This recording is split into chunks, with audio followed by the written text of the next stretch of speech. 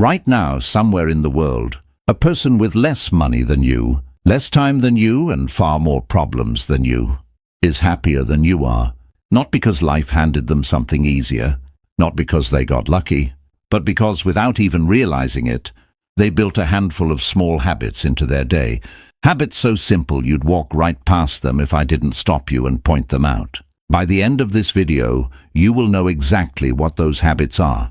Not vague advice like be positive or live in the moment. Real, specific, repeatable actions that the calmest, most content people on earth practice every single day.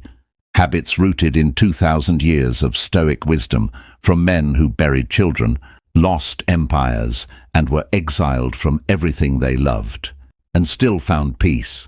Stay until the end, because habit number 7 is the one almost nobody talks about, and it might be the most important one on this list. Welcome back to Wisdom of the Stoics, the place where ancient philosophy meets modern life. If you're new here, this channel exists for one reason: to take the hard-won wisdom of men like Marcus Aurelius, Seneca, and Epictetus and turn it into something you can actually use today in your actual life. Not theory, not abstract philosophy for a classroom. Practical tools for living well. If that sounds like something you need, hit subscribe now, because what you're about to hear will change how you move through the rest of this week. Let's start with an uncomfortable truth. You have probably chased happiness in the wrong direction for most of your life. Not because you're foolish, because everyone around you is chasing it the same wrong way. The next job, the next relationship, the next purchase, the next milestone that will finally make you feel like you've arrived. And maybe you've noticed something troubling. Every time you arrive somewhere, the finish line moves. You get the raise, and 2 months later it feels normal, and you're chasing the next one. You get the relationship, and eventually the butterflies fade into routine. And some part of you starts wondering what's next. This isn't a personal failure. It's a documented psychological pattern called hedonic adaptation. Human beings return to a baseline level of happiness no matter what happens to them, good or bad. Win the lottery, and within a year, your happiness levels off close to where they started. Lose the use of your legs, and within a year, remarkably, the same thing happens in reverse. The Stoics understood this over 2,000 years before psychologists gave it a name. They watched people around them, wealthy senators, powerful generals, celebrated poets, chase external things and end up miserable, while slaves, exiles, and prisoners sometimes achieved a kind of peace that money could never buy. And from watching this pattern play out again and again in Roman society, they extracted a simple, radical idea. Happiness is not something that happens to you. It is something you build brick by brick through what you do with your days. Not your circumstances, your habits. I want you to picture 2 people for a moment. Same city, same salary, same number of problems on any given week. One of them wakes up already reaching for their phone, spends the day reacting to whatever demands the loudest attention, argues internally with everything that goes wrong, and falls asleep scrolling, replaying the day's frustrations. The other wakes up with a few quiet minutes that belong only to them, meets the same frustrations with a different internal question, spends their energy only on what's actually theirs to control, and closes the day with a short, honest reckoning before sleep. Same city, same salary, same number of hard things happening to them in a given month. Wildly different internal experience of being alive.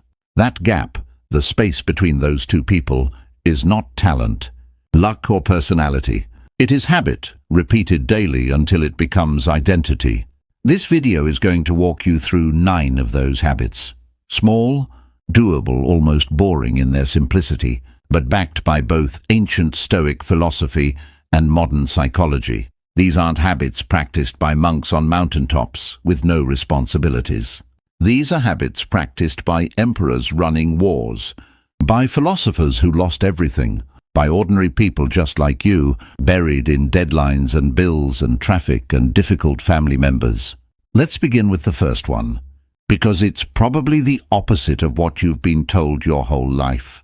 Marcus Aurelius was, by any measure, one of the most powerful men who ever lived. Emperor of Rome, commander of legions, a man whose decisions shaped the fate of millions, and yet most mornings of his adult life, before the demands of the empire came crashing down on him, he did something remarkably ordinary.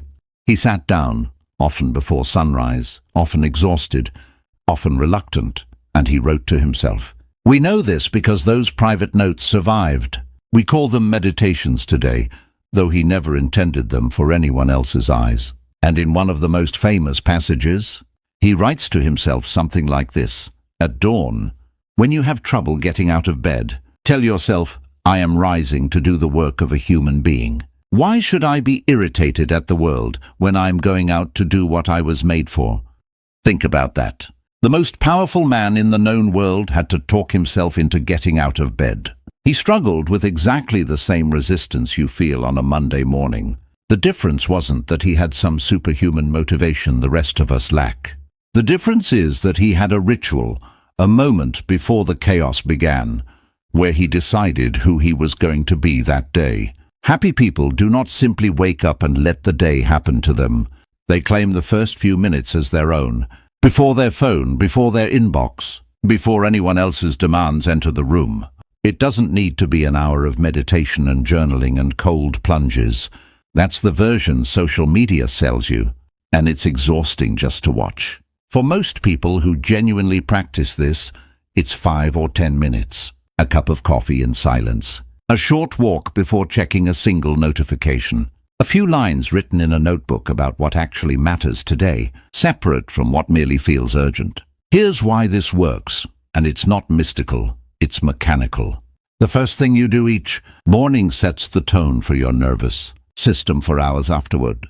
If the first thing you do is open your phone and absorb 15 strangers' opinions, 3 emergencies that aren't actually emergencies, and a stream of comparison through social media, you have handed the steering wheel of your emotional state to other people before you've even stood up. You are reactive before you've had the chance to be intentional. Epictetus, a man who spent years of his life as a slave before becoming one of history's great philosophers, put it plainly: some things are within our control, and some things are not. Your circumstances arrive whether you like it or not, but how you meet them, that first internal posture, that's yours. Claim it before the world claims it for you. Try this tomorrow. Before you touch your phone, before you check anything, give yourself 60 seconds, just 60, to ask one question. Who do I want to be today, no matter what happens? You don't need a perfect answer. You just need to ask before the noise starts. Think about the last time you woke up and immediately reached for your phone. Maybe it was this morning. You opened your eyes, and within 30 seconds, you were already absorbing someone else's bad news, someone else's vacation photos, someone else's argument in a comment section. By the time your feet touched the floor, your mood had already been shaped by dozens of people you've never met, none of whom have your best interests in mind. That's not a small thing. That's the difference between starting your day as the author of it or starting your day as a reader of everyone else's. I've talked to people who swear they don't have time for a morning ritual, and I understand that mornings are chaos for most working people, especially parents. But this isn't about carving out an hour. It's about protecting 60 seconds before the noise gets in. That's not a scheduling problem. That's a willpower problem, and willpower, unlike time, is something you can train. Now, the second habit is where most people quietly fail, even when they know better. Before we move on, if you've made it this far, do me a favor and drop a comment with just the number 1. It helps me know how many of you are actually following along, and it takes 2 seconds. Now let's talk about something the happiest people almost never do, and something almost everyone else does constantly without noticing. There's a story about Epictetus that captures this habit better than any explanation could. As a young slave, his leg was broken, some accounts say by his master, in an act of cruelty. Others describe an accident. Whatever the cause, historical tradition says Epictetus reportedly reacted to the pain not with rage, but with something closer to calm observation. warning that continued force would break the limb. And when it did, simply noting that he had told him so. No hysteria, no collapse. He accepted what had already happened, because raging against a bone that is already broken does not unbreak it. That story might sound almost inhuman at first, but sit with it for a second, because there's something profound hiding inside it. Most human suffering isn't caused by events themselves. It's caused by our resistance to events that have already happened and cannot be changed. Someone cuts you off in traffic. The event lasts 2 seconds, but some people carry the anger from that 2-second event for the next 30 minutes, replaying it, narrating it, letting it poison an entire morning. The traffic didn't ruin their day. Their argument with reality did. Marcus Aurelius wrote about this constantly, almost as if he needed the reminder daily, because he did. He said that the obstacle in our path becomes the way forward, that whatever gets in the way of the action becomes the action itself. Rain cancelled his plans. Fine, the rain is now part of the plan. A betrayal from someone he trusted. Fine, that betrayal is now the material he has to work with. Not because he liked what happened, because arguing with what has already happened is a battle you cannot ever win, and fighting an unwinnable battle is where misery lives. Happy people are not people to whom nothing bad happens. That idea is a myth, and clinging to it will only make you feel cheated by life. Every single time something bad does happen, because it always does. Happy people are people who have trained themselves to ask a different first question when something goes wrong. Not, why is this happening to me? A question with no useful answer. A question that keeps you circling the drain. Instead they ask, given that this has happened, what is the most useful thing I can do right now? That single shift from why me to what now is one of the most powerful tools in the entire Stoic toolkit, and it costs nothing to practice. Think about someone you know, maybe it's you, who lost a job and spent months replaying the unfairness of it, the politics behind it, the person who should have been let go instead. That replaying doesn't get the job back. It just extends the injury month after month, long after the original event has ended. Now think about someone who lost a job and, within a week, was already updating a resume, reaching out to old contacts, treating the layoff as a strange kind of starting gun instead of a life sentence. Same event, wildly different outcomes. The difference wasn't luck. It was which question they asked first. Here's a practical version for your week. The next time something frustrating happens, you lose something, someone lets you down, a plan falls apart. Give yourself permission to feel it for exactly 1 minute. Really feel it. Stoicism was never about suppressing emotion. That's a common misunderstanding. It was about not being ruled by it. So feel it fully for 60 seconds, and then ask the question, what now? You'll be shocked how much energy that question returns to you. Energy you would have otherwise spent arguing with something that already happened and was never going to change because you were upset about it. Which brings us to a habit that sounds almost too simple to matter, until you realize how rarely anyone actually does it. Picture Marcus Aurelius at his writing desk, deep in a section of Meditations, and he draws a distinction that changed how I think about my own anxiety the first time I truly understood it. He separates the things that are up to us from the things that are not up to us. Our judgments, our efforts, our desires, our own conduct, these are up to us. Our body, our reputation, other people's opinions, the outcome of events we've already done our best on. These are not up to us, no matter how much we obsess over them. Here is what almost nobody tells you about unhappiness. An enormous percentage of it comes from spending your limited emotional energy on things that were never yours to control in the first place. Think about your average day. How much of your mental energy goes toward things you cannot actually change? What a stranger online thinks of you. Whether a coworker likes you. What might happen next year in the economy. Whether a person from your past has moved on. Whether your kids will turn out okay in 20 years. All real concerns, and almost entirely outside your control in this moment. Happy people are not people who don't care about these things. They're people who have gotten ruthlessly honest about where the boundary sits, and they've stopped bleeding energy across it. They still work hard, they still love deeply, they still show up fully for their responsibilities, but they've learned to release their grip on outcomes the second their effort ends.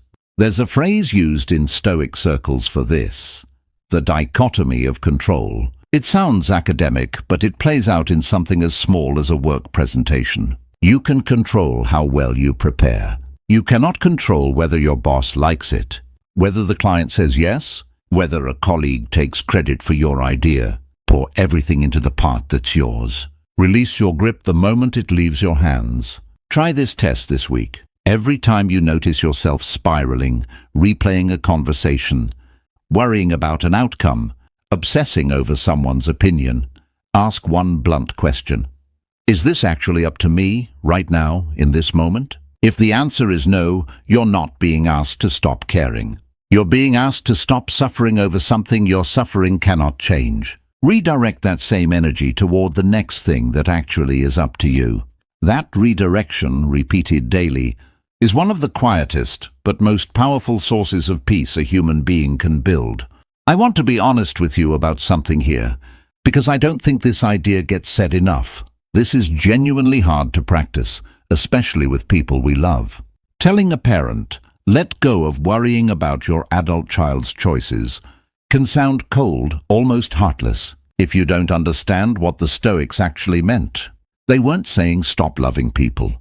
They were saying love people fully, show up for them fully, and then release your grip on what you cannot control about their choices, because gripping tighter doesn't protect the people we love. It just exhausts us without changing their path even slightly. The letting go isn't about caring less. It's about suffering less for exactly the same amount of love.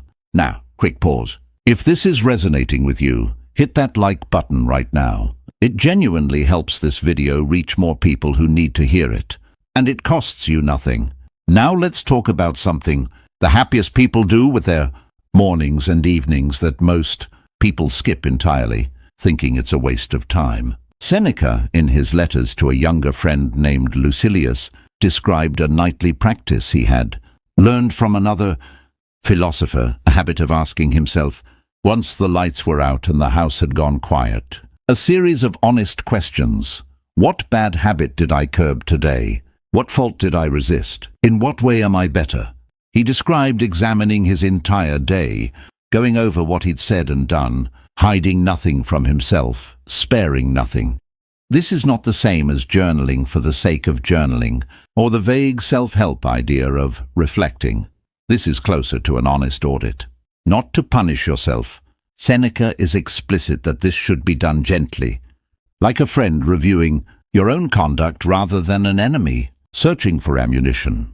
The goal isn't guilt. The goal is awareness. You cannot improve what you refuse to look at honestly. Here's the psychological reason this habit correlates so strongly with happiness.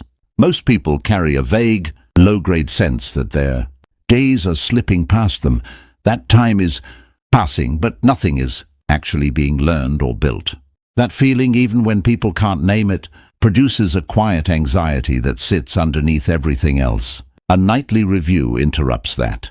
It forces you to notice, even on an ordinary Tuesday, some evidence that you are growing, some small proof that today wasn't wasted, even if today felt completely unremarkable from the outside. It also does something else, something almost nobody mentions. It lets you close the door on the day. Without a deliberate review, unresolved moments from your day tend to follow you into bed, replaying themselves uninvited at 11 p.m. while you're trying to sleep.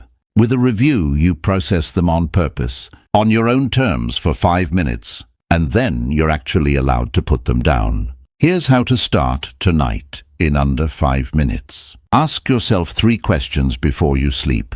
What went well today and why? Where did I fall short of who I want to be, and what will I do differently tomorrow? And what's one thing, however small, that I'm genuinely grateful for from today? You don't need a leather journal or a perfect system. A notes app is fine. What matters is the honesty, not the aesthetics. There's a reason this particular habit gets skipped more than almost any other on this list, even by people who genuinely want to be happier. It requires you to look directly at the parts of your day you'd rather forget. The sharp comment you made to your partner, the deadline you let slip, the moment you scrolled for 40 minutes instead of doing the thing you said mattered to you. Most people avoid this kind of honest reflection because it feels uncomfortable in the moment. But Seneca's insight was that avoiding the discomfort of a 5-minute review doesn't make the discomfort disappear.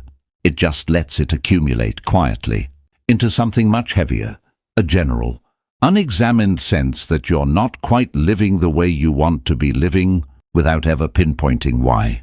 This next habit is the one that separates people who merely survive hard seasons from people who actually grow through them. There's a Stoic practice with a Latin name that sounds intimidating but is remarkably simple once you understand it. Premeditatio malorum, the premeditation of misfortunes. Seneca recommended that before any journey, any venture, any new undertaking, you spend a few minutes imagining what could go wrong, not to catastrophize, not to become anxious, but to mentally rehearse difficulty so that if it actually arrives, it arrives at a mind that has already met it once before, at least in imagination. This sounds at first glance like the exact opposite of positive thinking and the kind of relentless optimism you're told to practice on social media. And in a sense, it is the opposite. But here's what's fascinating. Modern psychology has independently arrived at almost the same conclusion. It's now called defensive pessimism, or in athletic and business circles, mental contrasting. And studies on the technique consistently find that people who briefly rehearse obstacles before pursuing a goal tend to perform better and report less anxiety than people who only visualize success. Why would imagining bad outcomes make someone happier, not more anxious? Because most anxiety isn't caused by difficulty itself. It's caused by difficulty arriving unrehearsed, catching us in a state of denial that this could ever happen to us.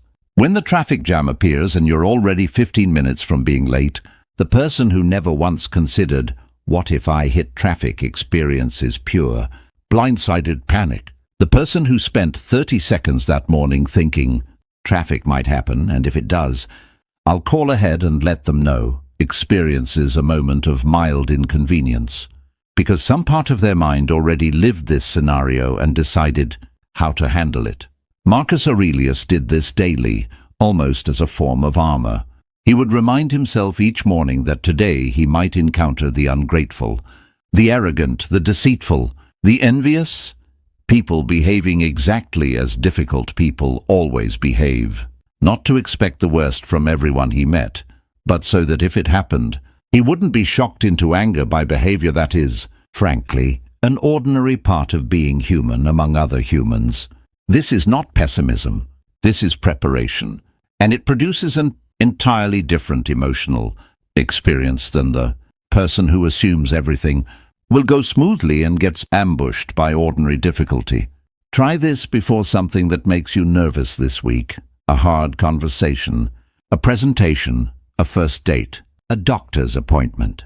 Spend 90 seconds asking, what's the worst realistic version of this? And if it happened, what would I actually do? Not the catastrophic, unlikely version, the worst realistic one. You'll walk in steadier because some part of you has already been there. I think about this every time I hear someone describe a difficult conversation they'd been dreading for weeks, telling a friend they hurt them, asking a boss for a raise, ending a relationship that had run its course. The dread almost always outweighs the actual event. And the people who handle these moments with the most composure are rarely the ones who got lucky with an easy outcome. They're the ones who beforehand actually let themselves imagine the hard version, the awkward silence, the disappointed reaction, the possible no, and decided in advance how they'd respond if it happened. By the time the real moment arrived, it wasn't new territory. It was familiar ground. We're at the halfway point. This next one is the habit I promised you at the very beginning of this video. the one almost nobody talks about. Seneca, a man who by the later part of his life had accumulated enormous wealth, did something that seems, on the surface, almost bizarre. Periodically, he would deliberately live like a poor man. He'd wear his roughest clothing, eat the simplest, cheapest food, sleep on a hard, plain bed, all while having the means to live in total luxury just steps away. He described doing this specifically so that if fortune ever did take his wealth away, he would already know from direct experience that he could survive it without falling apart. He wanted to test, on his own terms, whether poverty was actually the terrifying thing he feared it might be, and he discovered, again and again, that it wasn't nearly as bad as the fear of it. This is the ancient root of something you might recognize from modern life without knowing its origins. Cold showers, fasting, deliberately difficult workouts, sleeping without a pillow for a night, taking the stairs instead of the elevator on purpose, voluntary discomfort. And here's why the happiest people build this into their lives on purpose, instead of just avoiding all discomfort the way most of us are, trained to by a culture of convenience. Comfort in unlimited doses quietly makes people fragile. If your nervous system has never once practiced tolerating an uncomfortable sensation, genuine hunger, genuine cold, genuine physical effort, then the first time real hardship arrives uninvited, whether that's illness, loss, or hardship, it hits a mind and body that has never once practiced staying calm under discomfort. But if you voluntarily sat with discomfort on your own terms, at a time and intensity you chose, you build something like an emotional and physical callus, not numbness, resilience. There's also a subtler gift hidden in this habit. When you deliberately go without something, skip a meal, take a cold shower, sit in silence without your phone for an hour, you get to rediscover, almost every single time, how much you actually already have. Seneca wasn't torturing himself. He was recalibrating his sense of what enough actually means, because comfort has a sneaky way of raising your baseline until yesterday's luxury becomes today's bare minimum, and you end up feeling deprived in the middle of abundance. Here's a version you can try this week, and I promise it's not as extreme as it sounds. Pick one small comfort, the extra 10 minutes of scrolling in bed, the elevator instead of the stairs, sugar in your coffee, and remove it, on purpose for just one day, not forever, just to prove to yourself that you can. Notice what happens afterward when that small comfort returns. It tends to feel briefly like a genuine gift again, instead of something you'd stopped even noticing. There's a reason people who have genuinely struggled, who have known real hunger, real financial hardship, real loss, often display a kind of gratitude and steadiness that people who have never struggled sometimes lack entirely. It isn't that suffering is good. Nobody should go looking for real hardship. But it's worth noticing that people who have never once been uncomfortable on purpose often fall apart at the first uninvited difficulty, simply because it's the first time they've ever met it. Voluntary discomfort is a way of building that same resilience without waiting for tragedy to teach it to you the hard way. If you're still with me, I want to genuinely thank you. Most viewers don't make it this far into a video like this, and the fact that you have tells me this content actually matters to you. If it's landing, subscribing costs nothing, and it tells me to keep making more of exactly this.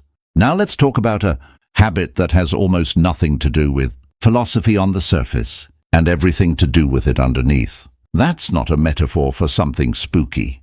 It's literally what the Stoics called reading.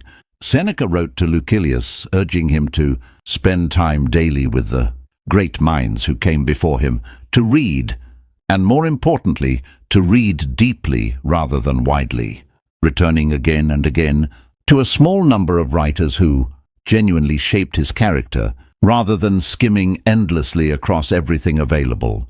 He said something that still lands hard today. It is choosing books, and it is choosing which authors you allow to shape your mind. That separates a wandering, restless reader from someone who is actually becoming wiser. Here's why this belongs on a list about happiness, of all things. Every single person alive today is whether they realize it or not, absorbing the values of whatever they consume most. If the majority of your daily input is outrage, comparison, and manufactured urgency, the diet most people are unknowingly fed by algorithms, optimized purely for engagement, not well-being. Your internal state will reflect exactly that. You cannot marinate in anxiety-inducing content for hours a day and expect to feel calm. The happiest people I've studied, read about, and honestly met in my own life tend to share one quiet trait. They curate what enters their mind with the same seriousness other people apply to what enters their body. They spend time, even just 20 minutes a day, with writing that has survived hundreds or thousands of years, because writing that has survived that long has by definition said something true enough about human nature that it kept mattering across entirely different centuries, languages, and civilizations. That's a different kind of nourishment than the latest algorithm-optimized outrage cycle, which is designed to matter for exactly one day before it's replaced by the next manufactured crisis.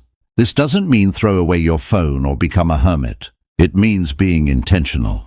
20 minutes with meditations, with letters from a Stoic, with any writer whose ideas have outlasted their era, does something that 20 minutes of scrolling simply cannot. It hands you a perspective built by someone who already survived what you're currently going through, whether that's grief, ambition, fear, failure, or the very human search for meaning.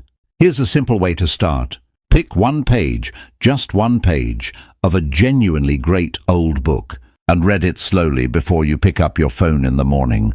Not for productivity, not to finish it fast. To spend a few minutes each day on purpose, in the company of someone wiser than the algorithm. I think of this habit almost like choosing your dinner guests. If you could sit at your table each evening with anyone from history, would you invite the version of humanity currently screaming for attention on your phone, outraged, exaggerating, competing for your reaction? Or would you rather sit with someone like Marcus Aurelius, exhausted after a day of running an empire, admitting quietly to himself that he too struggled, that he too failed, that he too had to start over again the next morning? One guest leaves you agitated. The other leaves you steadier than you were before you sat down. You get to choose who joins you. Most people simply forget they're allowed to. Let me pause here and say something directly to you, because I think it matters. If any of these first 7 habits felt like they were describing a part of your life you already suspected needed attention, that's not a coincidence, and it's not an accident that you're still watching. Something in you already knows which of these habits you're missing. Keep that feeling in mind, because I'm going to ask you about it directly before this video ends. Marcus Aurelius opens the very first section of Meditations with something people often skip past too quickly. Before any philosophy, before any advice on how to live, he simply lists the people in his life and what each one taught him. His grandfather's gentleness, his mother's piety and generosity, his tutor's ability to endure hard work. Page after page, name after name, specific trait after specific trait. This is gratitude, but not the fluffy greeting card version of gratitude that gets mocked online. This is precise, specific, almost forensic in its detail, and that specificity is exactly what makes it work. Modern psychology backs this up almost perfectly. Vague gratitude.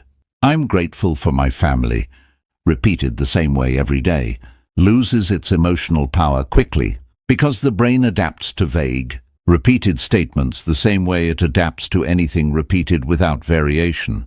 But specific gratitude, naming exactly what someone did, exactly why it mattered, exactly how it changed something for you, keeps producing a real emotional response, because it forces your mind to actually relive the moment rather than just repeat a phrase.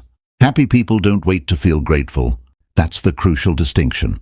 They treat gratitude as a discipline, something practiced on purpose whether or not the feeling shows up first. Much like Marcus Aurelius, on a day when the empire was falling apart around him, on a day filled with betrayal and exhaustion, still sat down and specifically named what his teachers and family had given him. He didn't wait until he felt like it. The practice came first. The feeling, more often than not, followed. Try this tonight and be specific. This is the part almost everyone gets wrong. Not, I'm grateful for my friend. Instead, I'm grateful that my friend called me back at 11 p.m. last week, even though she had work in the morning, just because she could hear something was wrong in my voice. That level of detail is what actually moves the needle. Vague gratitude is a habit that fades. Specific gratitude is a habit that compounds. Consider how differently two people can experience the exact same ordinary Tuesday. One person walks through the day noticing nothing in particular. The commute is just a commute. The co-worker's help is just expected. The dinner on the table is just dinner. Another person practicing this same discipline notices that the bus actually came on time for once, that a co-worker stayed 10 extra minutes to help without being asked, that someone cooked a meal out of love rather than obligation. Nothing about the day itself was different. What was different is that one person trained their attention to catch the good. That was already there, quietly the whole time. One more thing before the final habit, because it's the one that ties everything else together. This might sound like the darkest habit on this entire list, and I understand if it makes you uncomfortable. But stay with me, because this is, without exaggeration, one of the most life-changing ideas in the entire Stoic tradition, and it's the reason emperors, philosophers, and ordinary Romans 2,000 years ago found genuine peace in the middle of chaos. Memento mori. Remember that you will die. Roman generals, according to tradition, would have a servant walk behind them during victory parades, whispering some version of, "Remember, you are mortal," even during their greatest moments of triumph, when it would have been easiest to believe they were invincible. Marcus Aurelius returns to this idea constantly throughout meditations, reminding himself again and again that he could leave this life right now, and that this thought, rather than being applied as a source of dread, should shape every choice he makes about what he says, does, and thinks in whatever time remains. Here's why this belongs at the very top of a list about happiness, of all places. Almost everything that steals our happiness, grudges we won't let go of, arguments we keep alive out of pride, hours spent scrolling, years spent postponing the conversation we actually need to have, the apology, the phone call, the trip, the "I love you" we assume there will always be time to say later. All of it depends on a hidden assumption most of us never examine, the assumption that we have unlimited time. The moment you genuinely sit with the fact that your time is not unlimited, not in a morbid, paralyzing way, but in a clarifying way, your priorities reorganize themselves almost instantly. The grudge suddenly looks smaller. The argument suddenly looks like a poor use of a limited resource. The phone call you've been putting off suddenly looks urgent in a way it didn't 5 minutes ago. This isn't about being obsessed with death or living in fear of it. It's closer to the opposite. It's about using the fact of death, the one certainty every single human being shares, regardless of wealth, power, or circumstance, as a filter for what actually deserves your limited hours. The happiest people are not the people who ignore this fact. They're the people who have made peace with it, and let that peace clarify exactly how they want to spend today. Try this gently tonight. Ask yourself one honest question. If I had significantly less time than I assume I have, what would I stop tolerating? What would I finally say? What would suddenly stop mattering at all? You don't need to answer it perfectly. You just need to let the question do its work. Almost everyone who has sat beside a dying parent, or survived a serious diagnosis, or lost someone suddenly without warning, describes some version of the same realization afterward. How much time they spent on things that, in hindsight, meant almost nothing, and how little time they spent on the handful of things that meant everything. The tragedy isn't that this realization comes. The tragedy is how often it only comes after the time to act on it has already run out. Memento mori is simply an invitation to have that realization now, while there's still time left to actually do something with it. I want to tell you about a moment that, to me, captures everything we've talked about tonight. In the year 175 AD, word reached Marcus Aurelius that one of his own generals, a man named Avidius Cassius, had declared himself emperor and rebelled against him, a betrayal from someone he had trusted. In the middle of a war, at a time when Marcus was already exhausted, already grieving, already stretched past what any reasonable person should be asked to carry. By every account, this was one of the darkest moments of his reign. And what did he do? Historical accounts describe him marching toward the confrontation, not with vengeance in his heart, but reportedly saying he hoped to have the chance to show the traitor mercy, rather than punishment, that he wished he could resolve it by winning the man over, not by destroying him. Before the two armies could meet, Cassius was killed by his own soldiers, and when his head was brought to Marcus as what was assumed would be a welcome trophy, tradition holds that Marcus refused to celebrate it, and reportedly ordered it buried with proper honors instead of displayed. Sit with that for a moment. A man betrayed at the worst possible time, with every justification in the world to want revenge, chose mercy instead, not because he was weak, not because he didn't feel the sting of the betrayal, but because he had spent years training himself, day after day, in exactly the habits we've walked through tonight. The morning reflection that reminded him who he wanted to be. The refusal to argue with what had already happened. The discipline of controlling only what was his to control. The nightly honesty. The rehearsal of hardship. The voluntary discomfort that had already taught him he could survive worse than this. The wisdom of those who came before him. The gratitude for what remained. And the constant quiet awareness that none of this, his power, his empire, his enemies, his own life, would last forever. That is not a man who got lucky with a peaceful temperament. That is a man who built peace, brick by brick, through 9 small habits practiced on ordinary days, so that on the worst day of his reign, peace was simply what showed up, because it was already there. You are not going to face a military rebellion this week, but you will face something, a frustration, a disappointment, a betrayal small or large, a moment where the old version of you would have spiraled. And in that moment, the only thing standing between you and peace will be whether you've built the habit beforehand, or whether you're trying to invent it for the first time under pressure. So let's bring this all together. The happiest people you'll ever meet are not happier because life was easier on them. Marcus Aurelius buried multiple children and led Rome through a devastating plague while personally commanding brutal military campaigns. Seneca was exiled, later forced to end his own life by a tyrant he'd once tutored. Epictetus began his life enslaved, with a body permanently damaged by cruelty. None of them had an easy path. All of them found peace anyway. They found it in 9 small, repeatable, almost boring daily habits, claiming the first minutes of the day before the world claims them, refusing to argue with a reality that has already happened, narrowing their concern to only what's actually within their control, reviewing each day honestly, without cruelty, rehearsing hardship before it arrives, so it never catches them unprepared, choosing discomfort on purpose, so real hardship never breaks them when it eventually arrives uninvited, spending time daily with minds wiser than their own, practicing gratitude as a discipline rather than waiting for a feeling, and remembering without fear that their time is finite, and letting that single fact clarify everything else on this list. None of these habits require money. None of them require permission from anyone else. None of them require your circumstances to change even slightly before you can begin.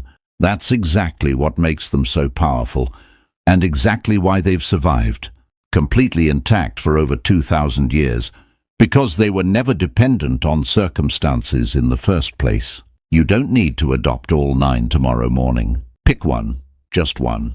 The one that made you pause somewhere in this video, the one that quietly nagged at you a little. Practice that single habit for the next 7 days, deliberately and on purpose, and notice, really notice, what shifts. If this video gave you something real, something worth carrying into tomorrow, I genuinely appreciate you hitting like before you go.